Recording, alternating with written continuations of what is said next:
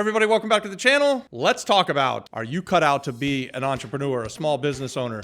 Are you ready to get out of the rat race, take the bull by the horns, and get the job done? I'm gonna run through a list of attributes that he helped me come up with for all of you wannabe entrepreneurs and small business owners. And I think that many of you who watch our channel are going to fit this mold. So in doing the research, I found that about 10% of the adult population in the United States is a small business owner of one kind or another. And did you know that the small businesses of the US, they make up like 99% of all the businesses in the US? I'm not sure what the cutoff is that goes from small to large, but it said small businesses, vastly outnumber big businesses, but they only make up about half of the work population. But still, that's significant. So small business represents basically half of all of the workforce in the United States. And about 10% of the adult population of the United States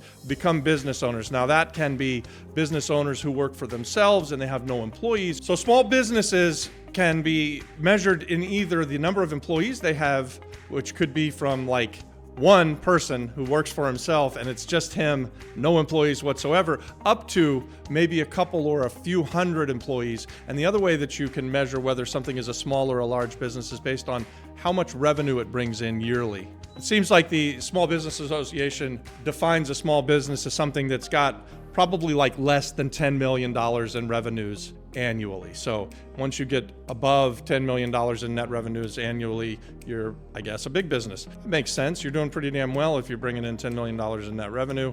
And you could still be doing really well if you have less than that, but you could still be a small business. Small businesses could be like 0 employees up to a few hundred, and anything over like 500 to 1,000 employees would generally put you into a big business. And then it can also be based on revenues. So once you get above like a $10 million net revenue, it seems like you have graduated into no longer being a small business. So guys, what we want to do here today on this video is we want to talk about whether or not you're cut out to be an entrepreneur and give you some kind of litmus test to sort of judge. And now this isn't a one size fits all. So just because some of these things may or may not fit your character and fit your lifestyle, that doesn't mean that you're automatically disqualified from being an entrepreneur. But hopefully, if you're planning on becoming a small business owner or an entrepreneur, a lot of this stuff will sort of resonate with you. And if it doesn't, that's okay. That just means that maybe you shouldn't become a small business owner or an entrepreneur. If it does sort of land with you and it does fit your character and what you think of yourself, then maybe you are cut out to be a small business owner, or maybe you are cut out to be an entrepreneur. So here are some things that we've determined small business owners have in common. Number one, small businesses and entrepreneurs will often have a passion about the business that they're getting themselves into. So this, again, this isn't a one-size-fits-all litmus test, but for instance, in my life, I'm passionate about value-add real estate investing. And because of that, I can work long hours. I can get up early in the morning and work deep into the night. And sometimes I don't even feel like I've done that much because this is what I love to do. I like to get up and I like to go and look at real estate. I like to figure out what its highest and best use is. And so that's something that I'm passionate about. I'm also passionate about providing good jobs, high paying jobs, and lifting people out of poverty. So these are things that I'm passionate about. And so it fits into my business model and helps me to know that I'm going to be able to put in what it takes, the hours, the long hours. I mean, I will tell you as a small business owner myself, and we own and operate several businesses, there is no 9 to 5 as a business owner. The days of thinking that you're going to work a 40-hour work week, they absolutely go out the window as soon as you go into business for yourself. That's gone. So one of the things that will let you know that you might be cut out to be an entrepreneur is that you have a passion for it, and so that you're able to put the work in. You're not afraid of the work. It may not even feel like work to you. Number 2, independence and initiative. So I'm going to revert back to thinking about myself as I became an entrepreneur, and when I was younger and I was working for someone in the 9 to 5, and then I couldn't stand it, quite honestly, and I decided that I wanted to become a business owner. I had a self-motivation mechanism inside of me. So I had the initiative. I was able to get up early in the morning and work till late at night.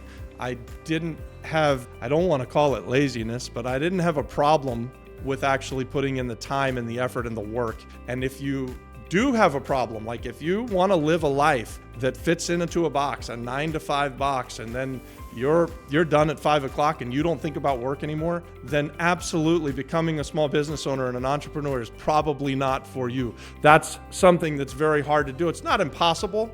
So again, it's not a litmus test for one size fits all, but if you can't self-motivate and if you can't fight through and just flat out get it done, if you need to shut things off at 5 o'clock and call it a day and not think about what work brought that day, then you might not be cut out to be an entrepreneur. But let's keep going on down the list because there's a few more traits that are interesting as well. So number 3 is resilience and adaptability. So resilience and adaptability is this: when you're a small business owner, everything is your responsibility and you have to be resilient because you're going to have some really good days where you're just rolling on cloud 9 and you're going to have some tough days. And recently in our business, we've had some tough days, a series of them, right? Like even stacking up now for a couple of months where we've had a couple of the largest deals that we've ever been involved with not close when they were supposed to close. And so if you're not able to be resilient, if you can't take the punches and roll with them and get back up and keep going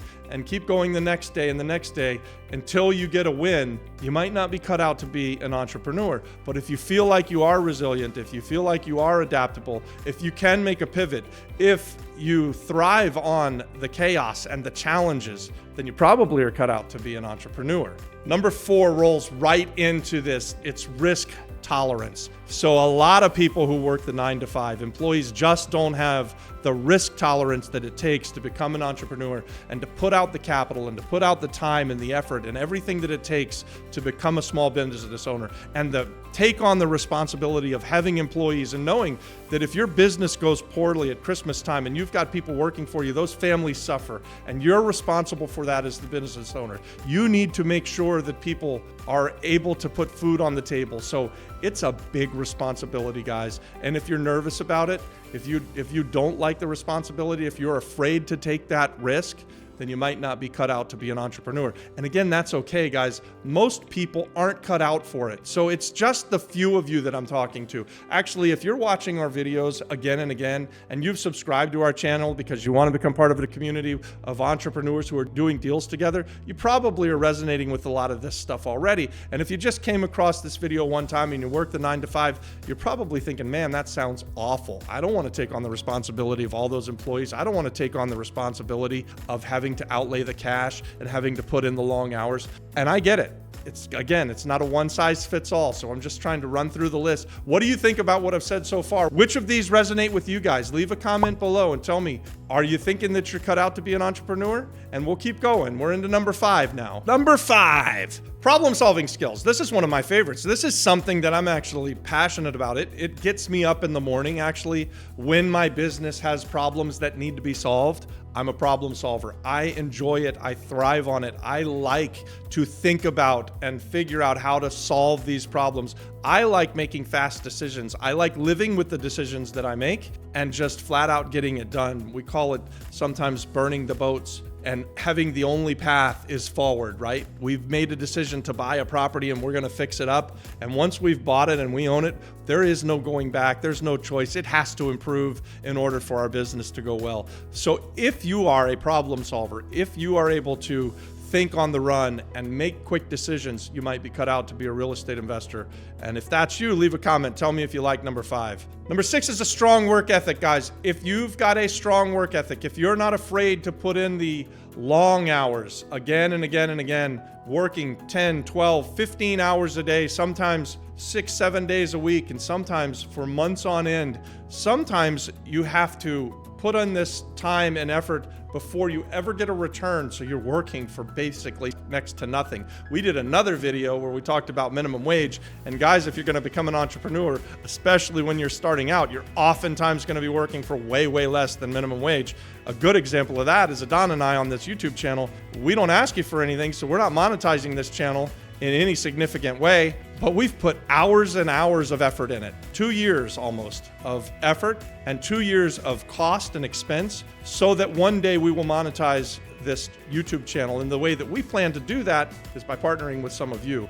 And so if you're able to do that, if you're able to have that work ethic and just keep going until you get it done. You might be cut out to be an entrepreneur. So leave me a comment, tell me what you think about that. Okay, so number 7 is networking and relationships. Basically, guys, if you're going to become a business owner, if you want to be an entrepreneur, networking and relationships, it's all about relationships, guys. Becoming a business owner is all about who you know and how you can work together, finding commonality, setting up win-win propositions for people that you're in business with. We partner with people on this channel all the time, and we are always constantly looking for the next partnership.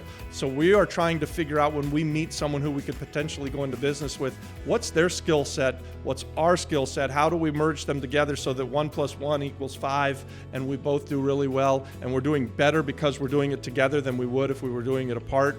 And so if you've got that ability to network with people and to form these relationships, it's super powerful, and it's a big, big factor that will let you know whether or not you're cut out to be an entrepreneur or not. Number 8 is financial management. And so I will tell you that when I started out as a young entrepreneur, this was not at all one of my strong suits. So again, I tell you throughout this video, this isn't a one-size-fits-all, but most of everything that I've set up to this point has really resonated with me. And at this point, I manage my money really well. I'm pretty fanatical about reinvesting, and so I want my money to work harder than I work, and so I have just grown into that. But when I started out as a business owner, I didn't know much about money. I was young, and quite honestly, our education system didn't teach us anything about money. I had gone through a 4-year degree. I got a degree. It didn't tell me anything about how to manage money. So I first started out in business and started making some money. I bought boats. I bought really expensive cars. I went out and had front row tickets to the Magic games, and the rest of the money we just wasted. So don't do that. If you're going to be an entrepreneur, if you're going to be a small business owner, you want to have a good financial mind. And so you can get that, luckily. So you can get that education now through doing YouTube, watching this channel, watching other channels. You can get that if it's something like, if you're like me and you don't naturally have it. Many of us don't, right? I mean, I think society just does a piss poor job of teaching us how to manage our money, but it is something that you're going to want to have. And if you don't have it, maybe you partner with someone who does. I've got a great business partner who manages the books, dots all the I's, crosses all the T's. I've got a wife who's very supportive and very skilled in that as well. So even though I've gotten much better at managing money, it's still not my forte. And I've partnered with people who are much better at it than me. And so that's something that you can think about when you're starting your own business. That's it. That's all you need to know. If you've got, 5 or 6 of these things resonate with you, you're probably cut out to be an entrepreneur.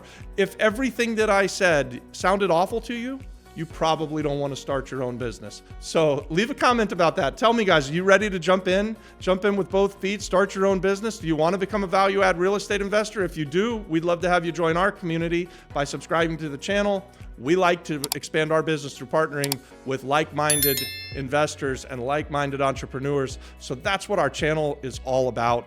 And guys, I hope you're digging this content. I know we get lots of views and we get lots of comments. We love having comments where you agree with us, comments where you don't agree with us. Let's just have a conversation. We love it. Watch this next video. This is the one that YouTube wants you to watch. And thanks for watching, guys. God bless.